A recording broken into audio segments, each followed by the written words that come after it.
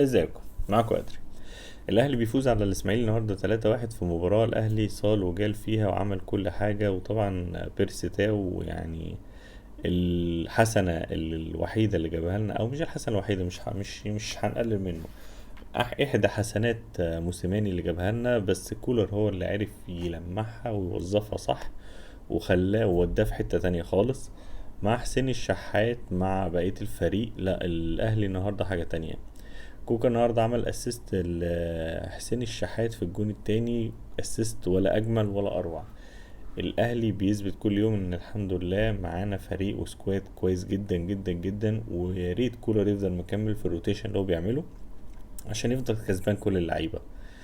المكان الوحيد اللي انا شايف ان هيبقى فيه خلل في عدم وجود علي معلول هو الباك ليفت، اللي اتمنى ان هم يجيبوا باك ليفت كويس جدا زيه.